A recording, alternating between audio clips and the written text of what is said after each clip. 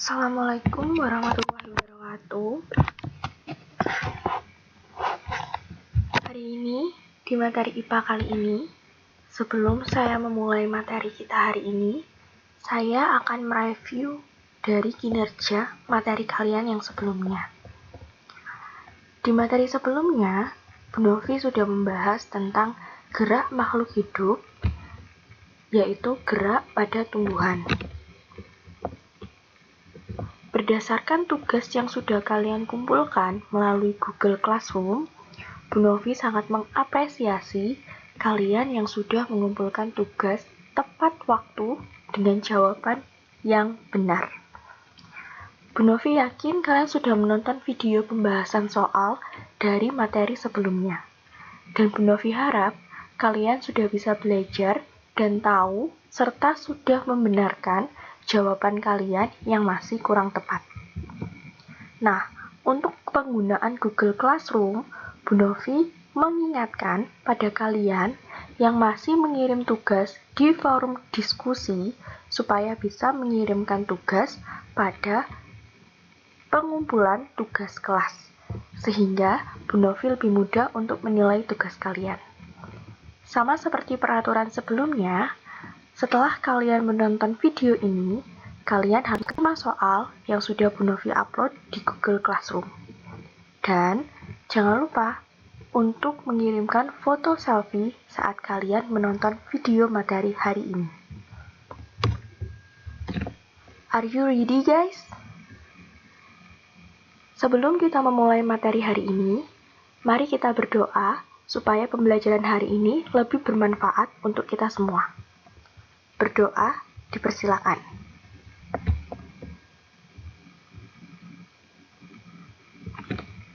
Berdoa selesai. Yang kedua, jangan lupa ya buat like video ini, komen nama dan kelas kalian di kolom komentar sebagai bukti bahwa kalian sudah menonton video hari ini, lalu subscribe channel YouTube-nya. Sudah? Good job. Yang ketiga, siapkan buku dan alat tulis untuk membuat rangkuman atau mencatat hal-hal yang kalian anggap penting dari video hari ini. Kalau sudah selesai, yuk kita mulai materinya.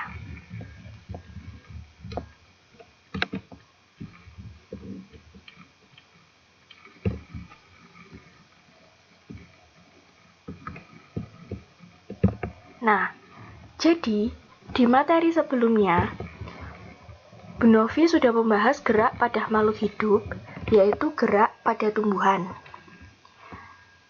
Dan di peta konsep sebelumnya, kalian sudah tahu bahwa gerak pada makhluk hidup itu dibagi menjadi 3. Gerak pada tumbuhan, gerak pada hewan, dan gerak pada manusia. Di pembahasan kali ini, Bu Novi akan membahas gerak pada hewan dan gerak pada manusia. Kita kupas satu-satu ya, dimulai dari gerak pada hewan. Nah, gerak pada hewan. Pastinya, gerak pada hewan ini akan lebih mudah untuk kalian amati daripada gerak pada tumbuhan. Kenapa? Karena gerak pada hewan ini dapat kita lihat alat geraknya secara aktif. Kita lihat dulu pengertiannya. Gerak pada hewan. Tentunya kita dapat dengan jelas melihat pergerakan pada hewan dibandingkan pada tumbuhan, bukan? Ya, hal tersebut disebabkan karena hewan memiliki alat gerak yang nyata, tidak seperti tumbuhan. Umumnya, hewan memiliki alat gerak yang berbeda-beda sesuai dengan habitatnya. Habitat berarti tempat tinggalnya. Alat gerak yang dimiliki hewan darat umumnya berupa kaki, dan hewan udara sayap. Sedangkan alat gerak pada hewan air umumnya berupa sirip. Setelah kalian sudah tahu pengertiannya, ini adalah gambar dari gerak pada hewan. Kalian lihat ya, ini. Di sini gerak hewan dalam air itu adalah ikan. Nah, Ikan itu punya sirip. Ini adalah alat geraknya. Alat geraknya hewan dalam air adalah si sirip. Lalu kita ke gerak hewan di udara.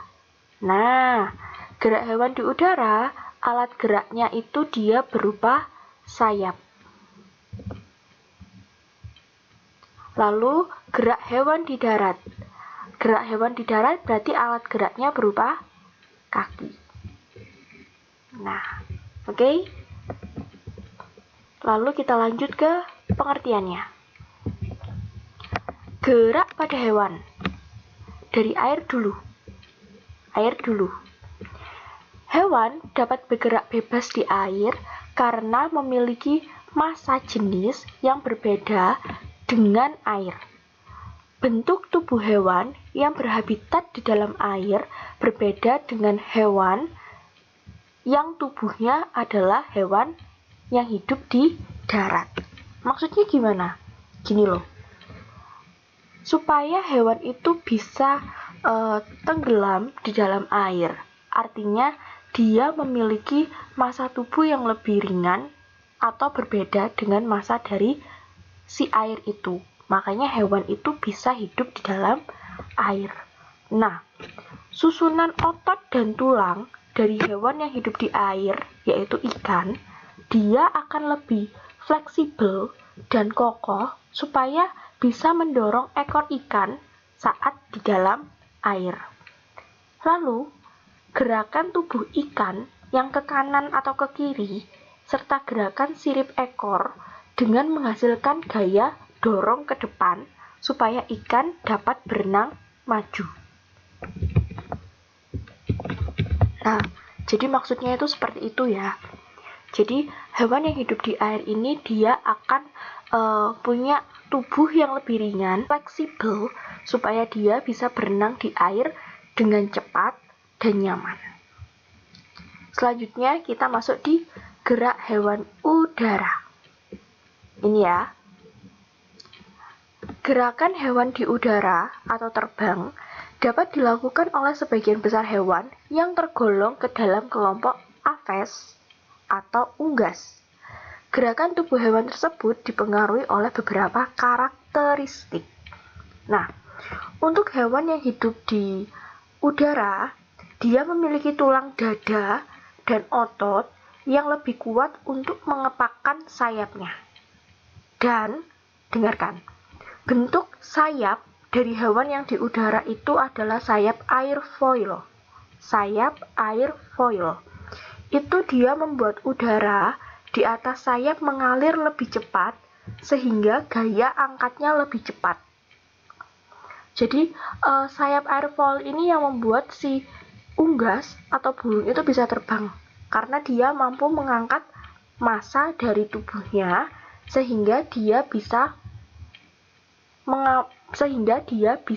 naik ke udara sehingga dia bisa terbang. Terus yang terakhir adalah hewan darat. Hewan yang bergerak di darat memiliki hambatan lebih sedikit dibandingkan hewan yang bergerak di air dan di udara. Untuk hewan yang hidup di darat atau bergerak di darat, dia alat geraknya itu berupa kaki yang disusun oleh otot yang kuat. Dan elastis. Bentuk kakinya itu ramping sehingga dapat memperkecil gaya gesek di udara saat hewan bergerak. Makanya hewan yang hidup di darat itu otot-otot kakinya dia kuat supaya mengurangi gaya gesek antara daratan dengan kakinya sehingga dia bisa bergerak dengan lincah.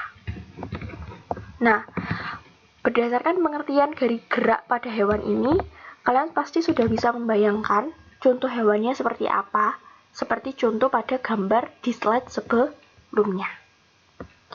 Ini adalah pembahasan tentang gerak pada hewan yang dibedakan berdasarkan habitatnya, air, udara, dan darat. Selanjutnya, kita akan masuk ke sistem gerak pada manusia. Sistem gerak pada manusia berarti sistem gerak pada kita.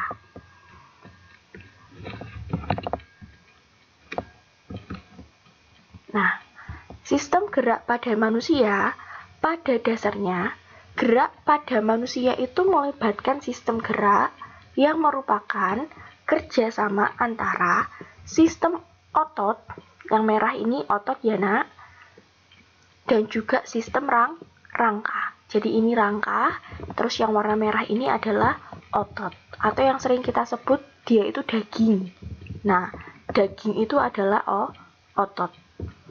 Jika kamu melakukan gerak, maka tubuhmu bekerja, tulang atau otot. Dalam sistem gerak, tulang dikenal sebagai alat gerak pasif. Alat gerak pasif di sini maksudnya adalah tulang tidak bisa bergerak sendiri tanpa adanya otot.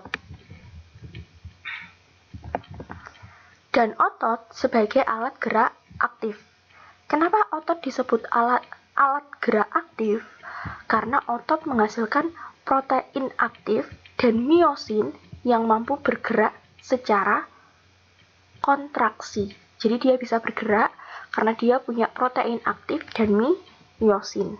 Kalau tulang tidak bisa bergerak tanpa adanya otot. Ingat ya, tulang adalah alat gerak pasif dan otot adalah alat gerak aktif.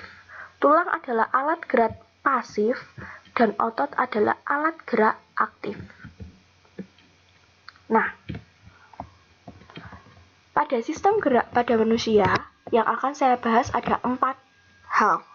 Yang pertama, struktur dan fungsi rangka atau tulang itu tadi. Yang kedua, struktur dan fungsi sendi. Yang ketiga, struktur dan fungsi otot. Yang keempat, gangguan pada sistem gerak. Jadi ada 4 ya, struktur dan fungsi rangka, struktur dan fungsi sendi, struktur dan fungsi otot, gangguan pada sistem gerak. Kita mulai dari struktur dan fungsi rangka. Nah, ini adalah gambar rangka kalian. Struktur rangkanya dulu yang kita lihat. Tubuh manusia itu dibangun oleh banyak tulang. Kalian bisa lihat, ada tulang dahi, tulang pelipis, tulang pipi, tulang rahang atas, tulang rahang bawah. Ini adalah struktur tulang yang menyusun tubuh manusia. Yang bergabung menjadi satu kesatuan disebut rangka. Nah, ini namanya rangka. Ini rangka namanya. Disebut sebagai skeleton. Nama latinnya adalah skeleton. Rangka yang dimiliki oleh manusia terdapat di dalam tubuhnya. Disebut rangka dalam. Karena rangka itu letaknya di dalam tubuh, maka dia disebut rangka dalam. Berarti di dalam tubuh endoskeleton. Secara garis besar, rangka manusia dikelompokkan menjadi 3 bagian besar, yaitu tulang tengkorak, tulang badan, ini tulang badan, lalu tulang anggota gerak. Anggota gerak berarti ada anggota gerak atas tangan dan anggota gerak bawah, yaitu kaki. Itu dia struktur rangka. Lalu fungsi rangka. Ya, rangka mempunyai berbagai fungsi, antara lain sebagai berikut. Yang pertama, untuk bergerak ketika dikehendaki oleh otot. Yang kedua, memberi bentuk tubuh. Bayangkan, kalau sampean tidak punya rangka, sampean nggak ada kepalanya, nggak ada pipinya, nggak ada dadanya, nggak ada kakinya, nggak ada tangannya. Jadi, rangka ini memberi bentuk tubuh. Sampai belibet Bu Novi. Memberi bentuk tubuh. Yang ketiga, melindungi organ-organ penting seperti otak, jantung, dan paru-paru. Kalian bisa lihat ya, otak kita itu dilindungi oleh tulang tengkorak, sementara jantung dan paru-paru kita ini di sini itu dilindungi oleh tulang rusuk. Yang keempat, tempat melekatnya otot. Yang kelima, menegakkan tubuh. Ini ya, tulang belakang ini menegakkan tubuh. Yang keenam, tempat pembuatan sumsum. Sumsum itu adanya juga di tulang belakang. Yang ketujuh, menghasilkan sel darah di dalam sumsum tulang. Makanya kalian kalau misalnya main kursi yang ditarik-tarik itu, waktu temennya mau duduk, kursinya sampai tarik, Bu Novi pasti marah. Kenapa? Karena itu hubungannya sama tulang belakang dan tulang ekor, nak. Nah, tulang belakang sama tulang ekor ini, dia itu tempat pembuatan sumsum dan sel darah. Kalau sampean pas teman sampean tarik itu kursinya, dia jatuh nggak pas, dia bisa lumpuh, dia bisa mendadak stroke, dan dia bisa cacat. Jadi kalau main tarik-tarikan kursi, itu kalau bisa jangan ya. Karena kan tulang belakang itu rawan. Oke, sekarang kita lanjut di slide selanjutnya. Tulang berdasarkan letaknya. Itu tadi kan tulang dibagi menjadi 3 berdasarkan letaknya. Tulang kepala atau tengkorak, dia berfungsi melindungi otak. Benar. Jadi tulang kepala itu fungsinya melindungi otak dan juga memberi bentuk pada wajah. Makanya di sini ada tulang hidung, ada tulang pipi, ada tulang dahi, karena dia memberi bentuk pada wajah. Jadi kalau kalian punya teman yang hidungnya masuk ke dalam kayak hidungnya Bu Novi, itu bukan berarti dia nggak punya tulang hidung ya, nak. Dia punya tulang hidung, hanya mungkin tulang hidungnya tidak mancung ke depan, tapi mancungnya ke dalam. Terus yang kedua, tulang badan. Ini tulang badan. Nah, tulang badan ini berfungsi untuk menopang tubuh secara keseluruhan dan membentuk tubuh. Jadi makanya menopang tubuhnya itu apa? Ya tulang belakang ini. Tulang belakang. Terus yang ketiga, tulang anggota gerak. Dia berfungsi untuk membantu pergerakan tubuh. Pada gambar yang diambil adalah tulang anggota gerak atas, yaitu lengan. Anggota gerak ini dia dibedakan menjadi 2 lagi, nak.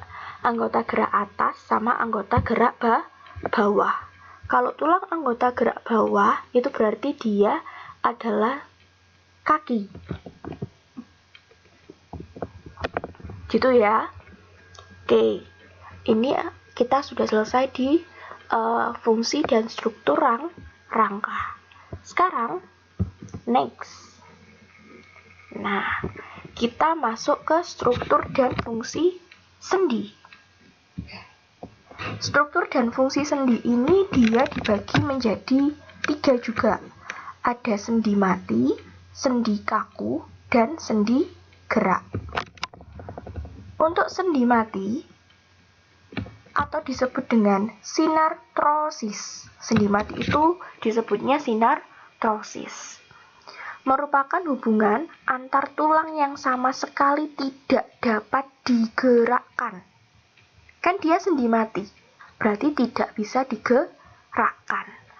Bagian antar tulang yang bersambungan bergerigi atau bergergaji. Jadi bentuknya itu sambungannya dia kayak gergaji.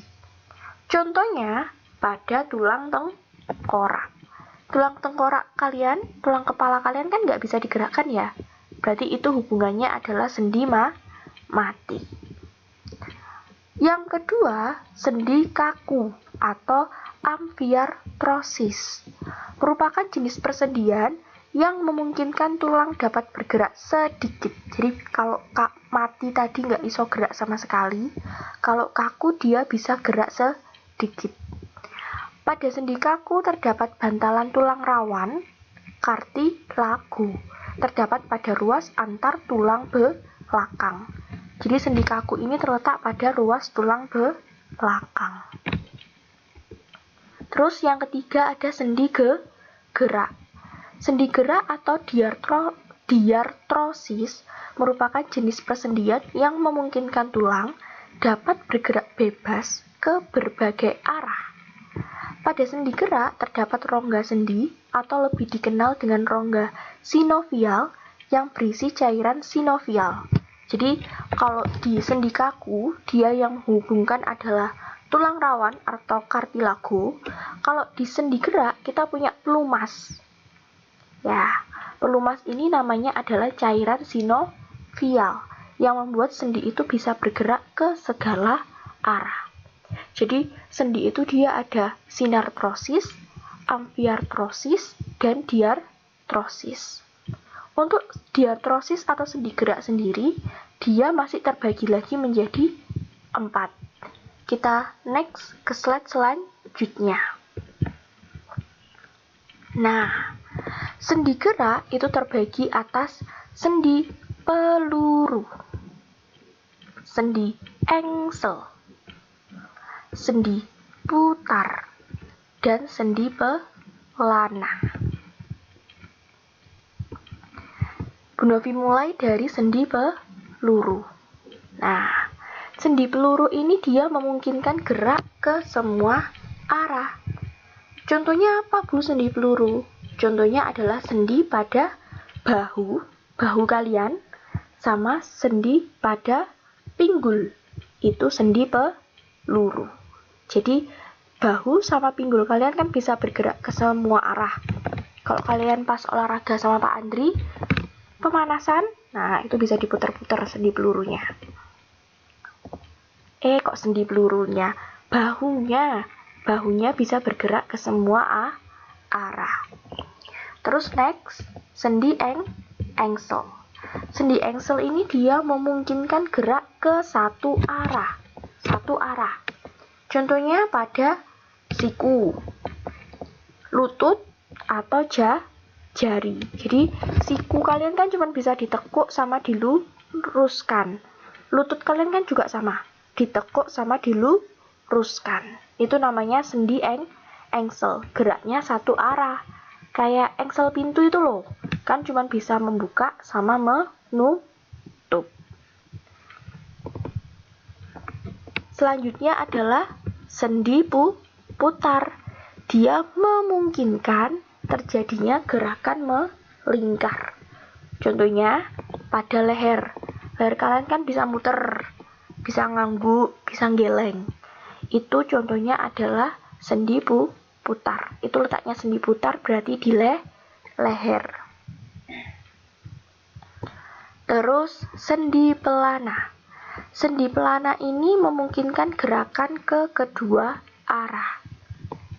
Contohnya pada telapak tangan.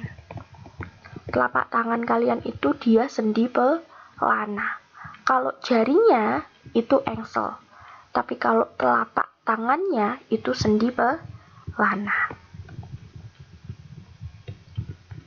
Oke, sekarang kita lanjut ke pembahasan kita selanjutnya, yaitu struktur dan fungsi otot. Nah, kalau tadi rangkah itu yang putih, kalau otot itu yang merah-merah ini, nak. Biasanya kita sebut dia daging. Tapi dia itu sebenarnya otot. Nah, macam otot. Ada otot jantung, merupakan otot yang menyusun organ jantung. Ada otot polos, merupakan otot yang banyak dijumpai pada organ dalam tubuh kecuali jantung dan rangka.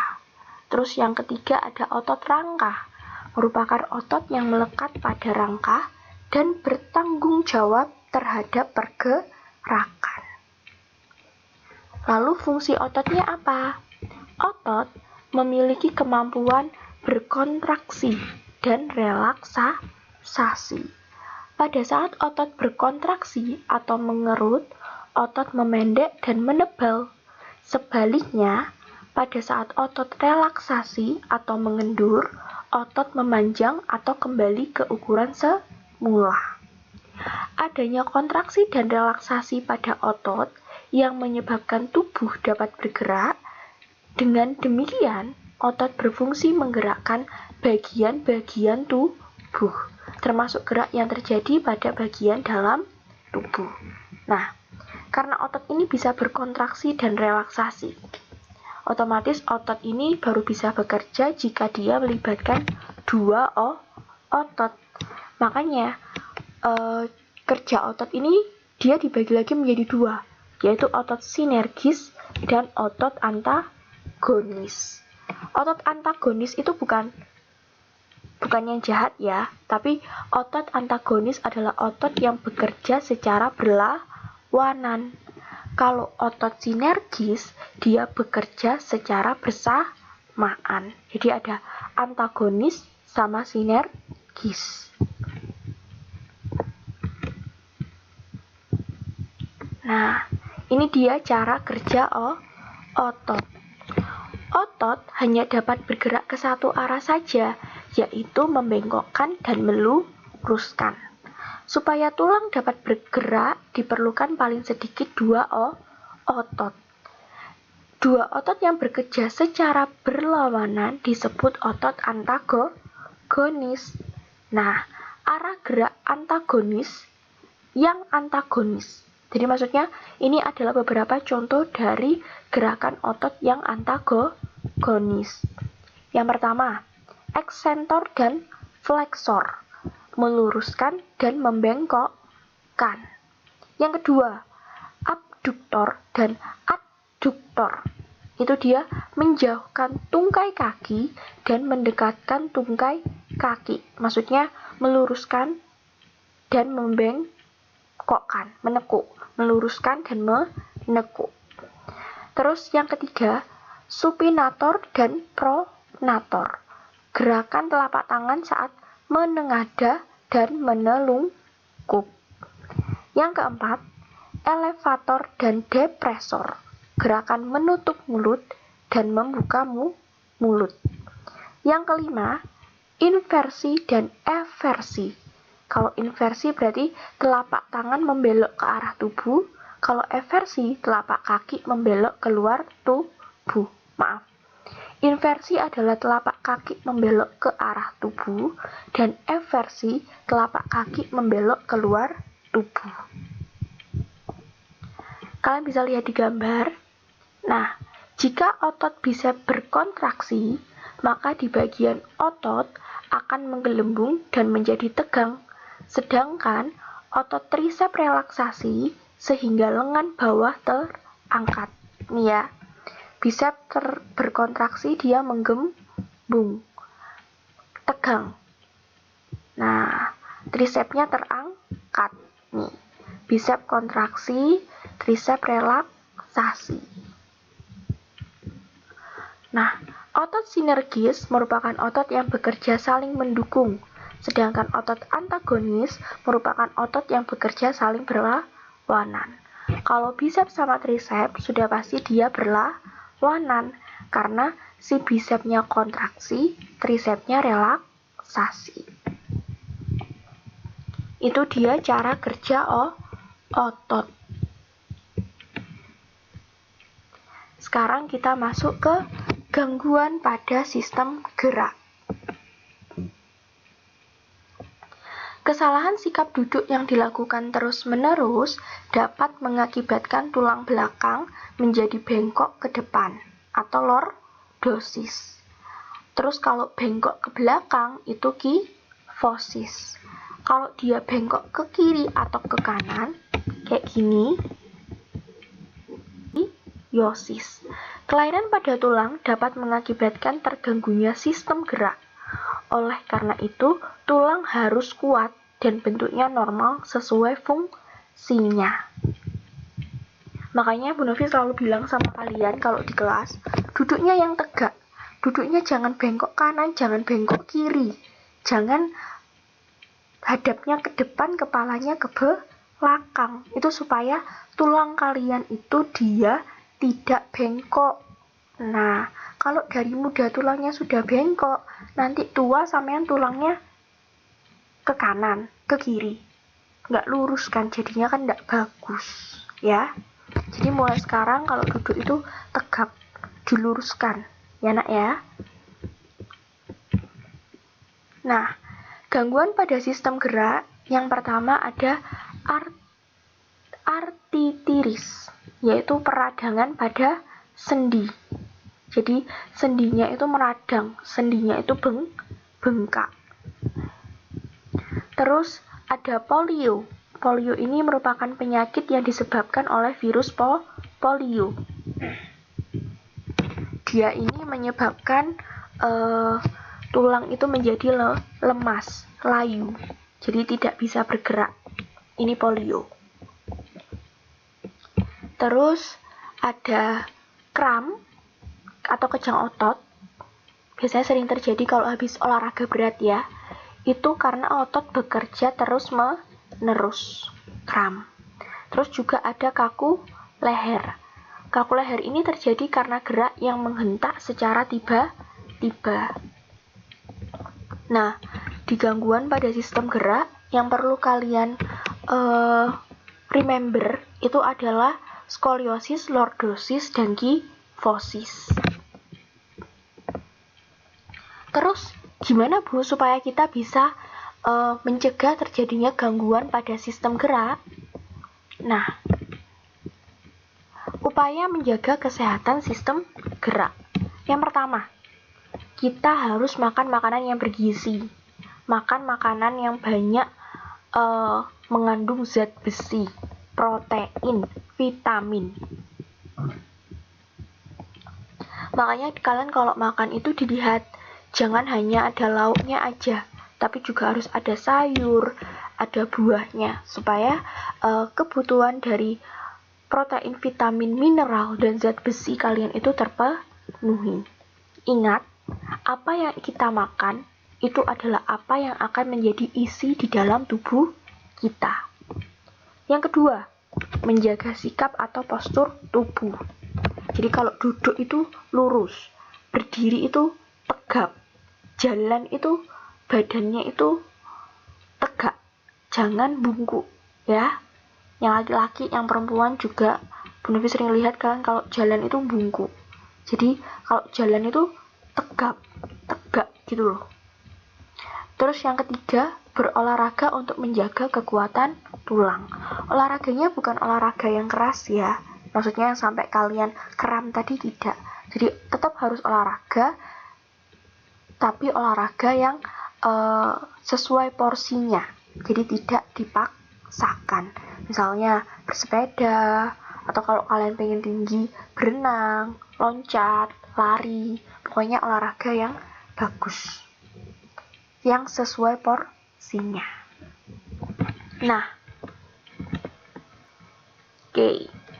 Alhamdulillah akhirnya materi gerak pada makhluk hidup ini sudah selesai ya.